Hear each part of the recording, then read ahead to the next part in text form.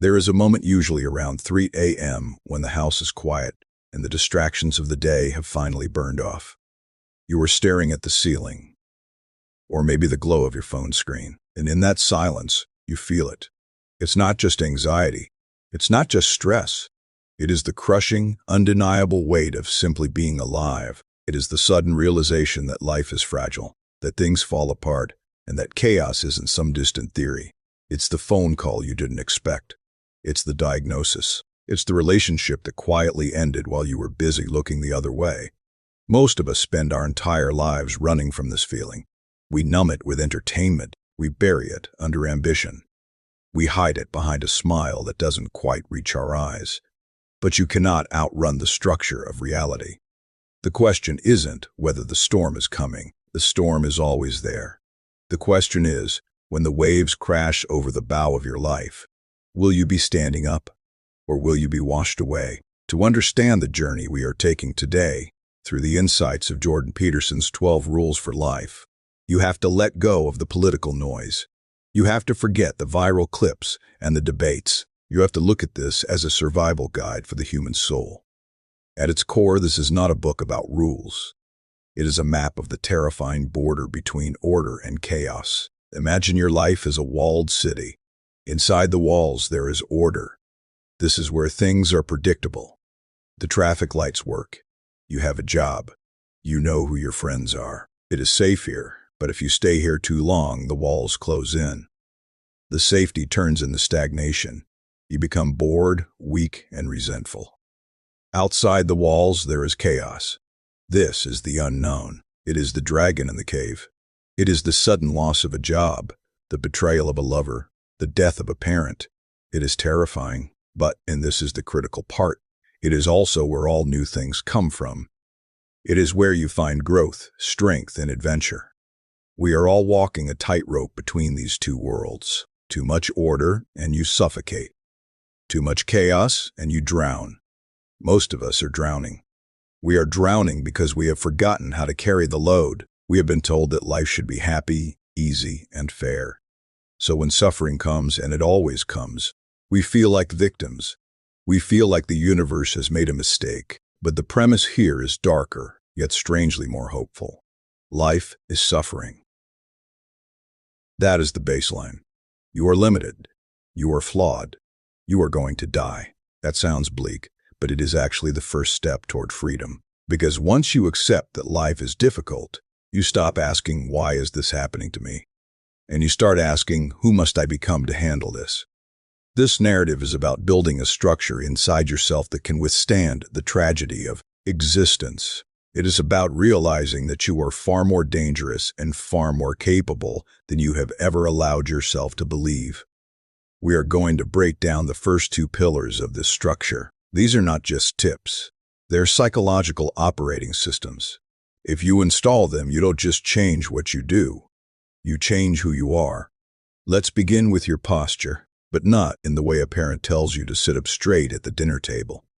We are talking about the signal you are broadcasting to the ancient, biological machinery of the world. There is a hierarchy in every society, every animal group, and every rigid system. We like to pretend there isn't, but our nervous systems know better. Consider the lobster. It is a creature with a brain so simple it runs on very basic chemistry, yet it understands something most humans have forgotten. When a lobster loses a fight, it dissolves its own brain. It physically shrinks. It slumps. Its serotonin levels crash. It becomes a target for predators, and it loses the will to try again. When a human feels defeated by life, by rejection, by failure, we do the exact same thing. We cower. We make ourselves small. We protect our vital organs by hunching over, and the world treats us exactly as we present ourselves. This is where we get it wrong. Most of us think, I feel sad and defeated, so my body slumps. If I feel better later, I'll stand up straighter. We think the mind controls the body. But the truth is, the body tells the mind where you fit in the hierarchy. When you slouch, when you look down, when you avoid eye contact, you are sending a biological feedback signal to your own brain that says, I am low status. I am safe to ignore. I am at the bottom. Your brain responds by lowering your serotonin. This makes you more anxious, more sensitive to pain, and less likely to stand up for yourself. It is a feedback loop from hell. You act small, so you feel small, so you act smaller. The lesson here is profound. You cannot wait for confidence to arrive before you take up space. To stand up straight with your shoulders back is not a physical action. It is a metaphysical declaration. It is accepting the terrible responsibility of life with your eyes wide open. It is exposing your heart, your most vulnerable target, to the world and saying, I am willing to encounter whatever comes. It is deciding voluntarily to be a contender. So, how do you actually live this? How do you override your biology? You have to treat every doorway as a trigger. For the next 30 days, every time you walk through a door leaving your home, entering your office, walking into a coffee shop, you must physically reset. Pull your shoulders back. Expose your chest. Lift your chin slightly. But here's the key. You must look the next person you see directly in the eyes. Not aggressively, but attentively. Do not look at the floor. The floor contains no new information. The floor is where you look when you are hiding. When you feel the urge to shrink in a meeting, at a party, during a conflict, catch the thought. The thought usually says, don't be noticed. Stay safe. You must flip it. You must tell yourself, I am willing to be dangerous. Harmlessness is not a virtue. If you are harmless, you are just weak.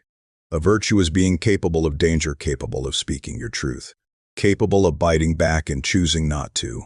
You cannot be good unless you have the strength to be bad. Write this down in your mirror if you have to. I am not a victim of my circumstances. I am the active observer of my reality. Think of a man named David. David works in accounting. He does good work, but in meetings he sits at the back. He hunches over his notepad. When he has an idea, he clears his throat quietly, and when no one hears him, he assumes his idea was stupid. His colleagues interrupt him constantly, not because they are mean, but because David is broadcasting a signal that says, please interrupt me, I don't matter. Then one day, David decides to test the mechanism. He walks into the conference room and sits at the center of the table. He puts his hands on the table, taking up space. He doesn't look at his phone. He looks at his boss. When he speaks, his voice shakes a little. He is terrified. But his posture says he isn't. And for the first time in 5 years, the room goes silent to listen. David didn't get smarter overnight. He just stopped telling the world he was a loser. Once you are standing up, you run into a strange riddle. If your dog gets sick, you take it to the vet. You buy the expensive medicine. You set an alarm on your phone to make sure the dog gets the pill at exactly 8 times 8 mine and 8 p.m. You would never miss a dose. But when you get sick, you ignore it. You don't fill the prescription. Or if you do, you stop taking it halfway through because you feel fine, even though the doctor said to finish the course. Why? Why are we so excellent at taking care of our pets, our children, and even our cars, but we are absolutely terrible at taking care of ourselves? We tell ourselves it's because we are selfless. We say, I put others first. I'm just too busy. That is a lie. The truth is darker. You don't take care of yourself because you don't respect yourself. You know yourself better than anyone else does. You know your secrets. You know the lies you tell. You know the times you were cruel, lazy, or cowardly. You know your own darkness. Because you know your own flaws so intimately, you have decided deep down that you are not worth saving. You have contempt for your own existence. You take care of the dog because the dog is innocent. The dog hasn't sinned, but you are guilty, so you punish yourself with neglect. We have to reverse this. We have to treat ourselves like someone we are responsible for helping. This is not self-care. This is not bubble baths and chocolate cake. That is indulgence. Treating yourself like someone you are responsible for helping means parenting yourself. It means doing what is good for you, not what you want. If you were responsible for a child, you wouldn't let them eat candy for dinner and watch TV until 3 a.m. You would make them eat vegetables and go to sleep because you love them. You have to find the humility to love yourself, not because you are perfect, but because you are the only tool you have to contribute to the world. If we destroy the tool, you destroy the contribution. This requires you to split your mind in two. You must be both the parent and the child. Stop acting like a tyrant to yourself. A tyrant says, you must work 12 hours today, eat nothing but salad, and be perfect. The inner you rebels against the tyrant, just like a slave rebels. So you end up binge-watching Netflix and eating junk. Instead, you need to negotiate. Sit down in the morning and ask yourself, okay, I need to get these 3 things done today. If I do them, what is the reward? Maybe the reward is a fancy coffee. Maybe it's 20 minutes of video games guilt-free. Make a deal and keep your promise to yourself. Shift your perspective from, I have to do this, to, I am setting up my future self for success. When you wash the dishes at night, you aren't doing a chore. You are doing a favor for the person who wakes up tomorrow morning. You are being a friend to your future self. You must internalize this belief. I am worthy of preservation and care, not because I am perfect, but because I have a destiny to fulfill. Choose one small thing you have been avoiding that is hurting you. Maybe it's the dentist. Maybe it's fixing the leak in the roof. Maybe it's a difficult conversation. Do it this week, not because you want to, but because if you were your own best friend, you would beg yourself to fix it. Imagine a woman named Sarah. Sarah is a nurse. She spends 12 hours a day saving lives. She cleans wounds. She comforts dying patients. She is infinitely patient and kind. But when Sarah gets off her shift, she sits in her car and eats fast food until she feels sick. She hasn't been to the gym in 3 years. She smokes, even though she knows exactly what it does to her lungs. She is living in a paradox. She believes every life in the hospital is sacred and worth fighting for, except her own. One day, Sarah realizes that by destroying herself, she is slowly reducing her ability to help anyone else. She realizes that her burnout is stealing her from her patients. She decides to treat herself with the same compassion she gives a stranger in bed for. She packs a healthy lunch. She goes to sleep an hour earlier. It feels selfish at first, but a month later, she has more energy. Her hands are steadier. Her smile is genuine. By saving herself, she saved the thousands of people she would treat in the future. We have begun the process. We have established the vessel. You have learned to stand up, to signal to the chaos that you are present. You have learned that you must value the person in the mirror, despite the flaws you see there. But standing up is only the beginning. Once you are on your feet, and once you have decided you are worth saving, you are faced with a much larger, much more complex problem. You are standing up, but where are you going? And more importantly, who are you surrounding yourself with while you walk? Because the next layer of order isn't about you. It's about the people you let into your city, and some of them are trying to burn it down. It is a painful thing to admit, but look at the people you spend your Friday nights with. Look at the people you text when something goes wrong. Are they trying to help you up, or are they comfortable with you staying exactly where you are? There is an old story about crabs in a bucket. If you put 1 crab in a bucket, it will crawl out easily. But if you put 10 crabs in a bucket, the moment one tries to escape, the others will grab its legs and pull it back down. They don't pull it down because they want to leave. They pull it down because they don't want to be the ones left behind. We assume that friendship means loyalty to our history. We think, I've known Mike since 3rd grade, so I have to keep him around. But here is the hard truth. Some people in your life are not friends. They are anchors. If you decide to get healthy and your friend mocks you for ordering a salad, that is not a joke. That is sabotage. If you decide to quit drinking and your friend puts a beer in your hand saying, come on, just one, that is not generosity. That is an attack. They are doing this because your improvement is a judgment on their stagnation. If you succeed, it proves that they could have succeeded too, but didn't. And that is a mirror they cannot bear to look into. Rule number 3 is, make friends with people who want the best for you. This sounds easy, but it is actually one of the hardest things you will ever do. Because people who want the best for you will not just comfort you. They will challenge you. They will tell you when you are acting like a fool. They will demand that you rise to your potential. Being around them requires you to be better. It is much easier to be around people who let you stay broken. So, how do you audit your circle? You have to look at your interactions this week. When you shared good news, a promotion, a new relationship, a small win, how did they react? Did their eyes light up? Did they say, "That is amazing, tell me more"? Or did they say, "Must be nice," and immediately change the subject to their own problems? You are not morally obligated to support people who are actively trying to make the world worse. You are not a bad person for outgrowing a situation that is poisoning you. Walking away isn't cruelty. It is the necessary quarantine required to save your own life. Once you've cleared your circle, you are left with the loudest voice of all, the one inside your head. We live in a time where we carry the highlights of a billion lives in our pocket. You scroll through Instagram or TikTok, and you see the result of someone else's 10 years of work.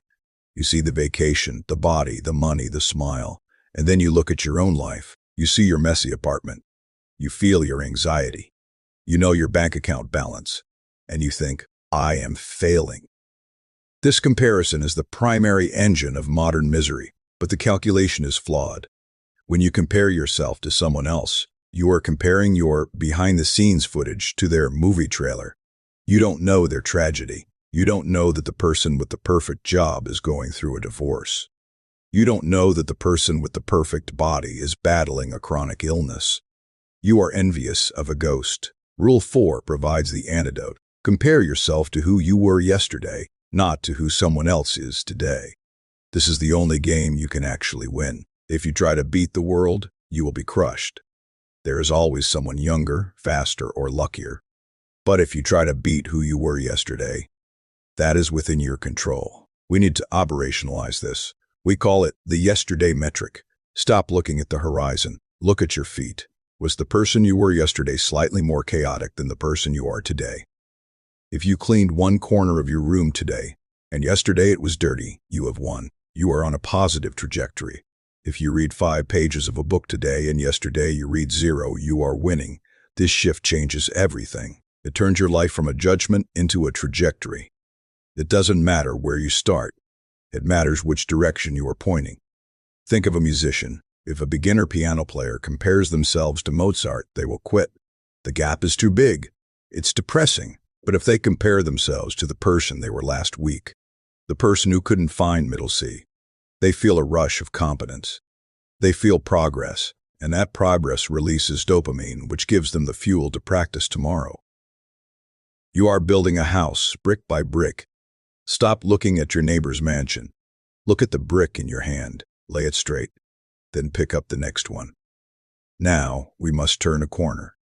Everything we have discussed so far has been about you, your posture, your self-care, your friends, your mindset. But there is a darker responsibility that Jordan Peterson forces us to confront.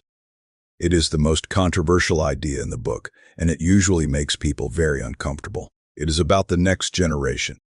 If you are a parent, or if you plan to be one, or even if you just interact with children, listen carefully. We live in a culture that tells us to be friends with children. We want to be the cool parent. We don't want to say no.